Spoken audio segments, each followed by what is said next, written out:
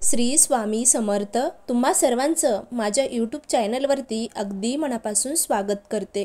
तुमच्या मनातील सर्व काही चांगल्या इच्छा स्वामी महाराज नक्की पूर्ण करो हीच स्वामींच्या चरणी प्रार्थना करते आणि आजच्या व्हिडिओला सुरुवात करते। तर आजचा व्हिडिओ खरंच खूप महत्त्वाचा आहे।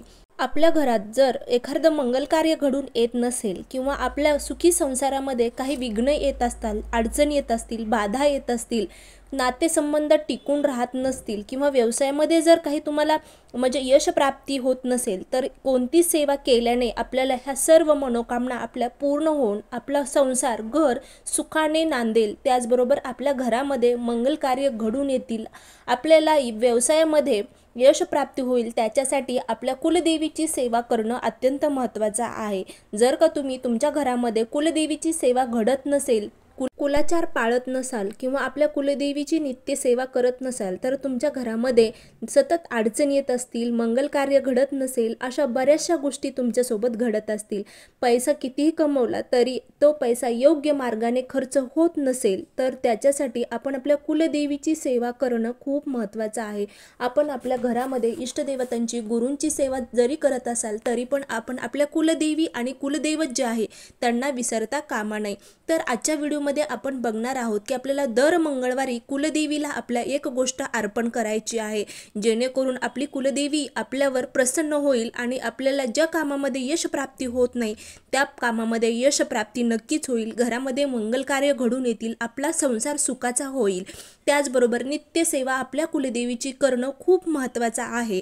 तुम्ही नित्यसेवा करूनही तुमचे काही प्रश्न सुटत नसतील तर तुम्ही हे 5 मंगळवार नक्की करून बघा। केल्याने होतं, आधी केलं पाहिजे। त्यासाठी आपल्या कुलदेवीला एक गोष्ट दर मंगळवारी अर्पण करायची आहे। आता प्रत्येकाला आपली कुलदेवी माहीत असणं हे सर्वात महत्त्वाचं आहे।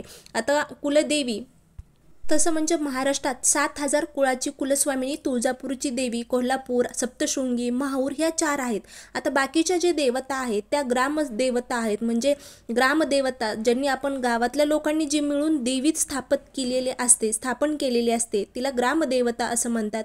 तर कुलदेवी ही आपली आई आहे आणि ग्रामदेवता म्हणजे ग्रामदेवी आहे ती आपली मावशी आहे। तर प्रत्येकाला आपली कुलदेवी माहीत असणं सर्वात महत्त्वाचं आहे। आता तुमची कुलदेवी जर दुसरी असेल, तुळजापूरची देवी सोडून कोल्हापूरची देवी असेल, सप्तशृंगी देवी असेल, त्यांचा जो वार आहे, आता शुक्रवार पण आपल्या देवीचाच कुलदेवीचाच वार आहे, तर मंगळवार ज्यांना शक्य होत नसेल मंगळवारी करणं ही सेवा, तर त्यांनी शुक्रवारी केली तरी पण चालेल।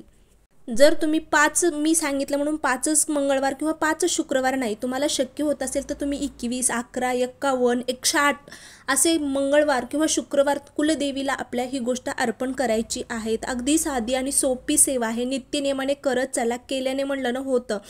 तर आपल्या घरामध्ये सर्वात प्रथम कुलदेवीचा फोटो किंवा टाक असणं महत्त्वाचं आहे। तुमच्याकडे जर कुलदेवीचा फोटो किंवा टाक नसेल तर तुम्ही अगोदर घ्या, सर्वात महत्त्वाची गोष्ट आहे। आणि तर आपल्याला कुलदेवीला काय अर्पण करायचं आहे मंगळवारी, उपवास तर करणं महत्त्वाचं आहे। घरातल्या स्त्रियांनी आपल्या कुलदेवीचा उपवास नक्की करावा मंगळवार किंवा शुक्रवार। तर आपल्याला नागवेलीच्या पानाचा विडा तयार करायचा आहे आणि तो आपल्याला मंगळवारी किंवा शुक्रवारी आपल्या कुलदेवीला अर्पण करायचा आहे। तर नागवेलीच्या पानाचा विडा कशा प्रकारे तयार करायचा, तर विड्याचं पान घ्यायचे, 2 पानं घ्यायचे आहेत आपल्याला नागवेलीचे, आणि त्या पानावरती आपल्याला चुना, कात, सुपारी, बडीशोप आणि 2 फूल असणाऱ्या लवंग आपल्याला त्या लावायच्या आहेत। तर सर्वात प्रथम लागणारे हे साहित्य आहे, पान 2 घ्यायचे आहेत, उलटे करायचे आहेत, त्यावर चुना लावून घ्यायचा आहे, कात, सुपारी टाकायची आहे आणि थोडी बडीशोप, आणि नंतर फोल्ड करायचं आहे आपल्याला म्हणजे दोन्ही बाजूंनी, आणि त्याला लवंग लावायची आहे। लवंग फूल असणारी लवंग नक्की घ्या। तर हाच विडा आपल्याला तयार करायचा आहे मंगळवारी किंवा शुक्रवारी आणि आपल्या कुलदेवीला अर्पण करायचा आहे। आणि जी काही तुमच्या मनातली इच्छा आहे, आता घर संसारासाठी असू द्या किंवा व्यवसायासाठी असू द्या किंवा घरात मंगल कार्य घडत नसेल तर आई कुलस्वामिनीला साकड घालायचं आहे आणि मनातली इच्छा तुम्हाला बोलायची आहे आणि सांगायचं आहे की अशी ही इच्छा आहे माझी आणि पूर्ण होऊ दे, आईला हे तुम्हाला साकड घालायचं आहे। तर या प्रकारे तुम्ही नक्की करून बघा मंगळवारी किंवा शुक्रवारी, जसं तुम्हाला शक्य होत असेल मंगळवारी तर मंगळवारी करा किंवा शक्य होत नसेल तर तुम्ही शुक्रवारी सुद्धा करू शकतात। तर या प्रकारे आजचा व्हिडिओ होता। खरंच व्हिडिओ आवडला असेल तर नक्की लाईक, शेअर आणि सबस्क्राईब करायला मात्र विसरू नका। श्री स्वामी समर्थ, जय जय स्वामी समर्थ। अवधूत चिंतन श्री गुरुदेव दत्त।